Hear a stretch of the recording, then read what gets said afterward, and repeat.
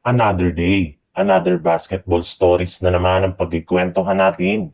At ngayon nga yung pag-uusapan natin ang balitang ititrade na nga daw talaga ng Los Angeles Lakers si LeBron James. At ang balitang may bagong center na nga daw ang Golden State Warriors. Kagaya nga ng napag-usapan natin, sa unang pagkakataon nga simula nang umingay ang trade ni LeBron James sa social media, ay nagpakita na nga ito sa Summer League game ng Los Angeles Lakers ngayong araw laban sa New Orleans Pelicans upang suportahan ang kanyang anak na si Bronny James.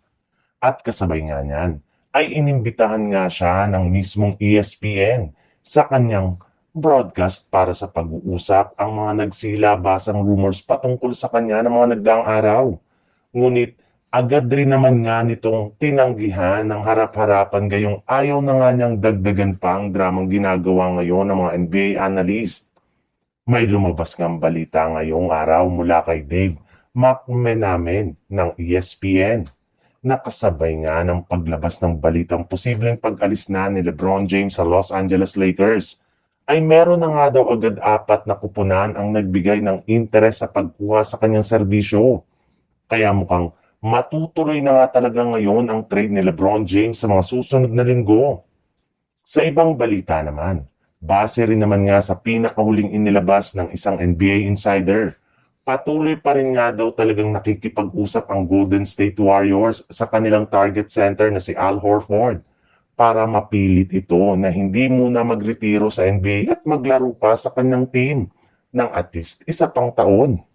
At habang hinihintay nga ng Golden State Warriors ang magiging sagot sa kanya ng kampo ni Horford, ay naghahanap rin naman nga sila ngayon ng iba pang option at players na pwede nilang makuha sa free agency market. At isa sa mga nabanggit ditong manlalaro ay si Ben Simmons na nananatili pa rin na isang unrestricted free agent matapos na hindi i-renew pa ng Los Angeles Clippers ang kanyang kontrata ngayong offseason. Bagamat man nga maliit na kontrata na lamang kinukuha nito ngayon, ay iilang mga team na lang naman nga ang nagkaka-interes sa pagkuha sa kanyang serbisyo. Pero sa kabila nga niyan, ay malaki pa rin nga ang maitutulong nito sa mga teams na naghahanap ng mga small ball, big man kagaya na lang ng Golden State Warriors. Kung sakali man nga na makuha nila ito, ay mapapakinabangan nila siya ng husto sa tuwing gagamit sila ng small ball rotation kung saan ilalagay nila ito bilang kanilang sentro. Kahit man nga wala itong shooting sa 3-point line, ay malaki rin naman nga ang maitutulong ng kanyang playing making skill para makakuha sina Stephen Curry, Buddy Hield at Jimmy Butler na mga maayos na tira sa loob ng court.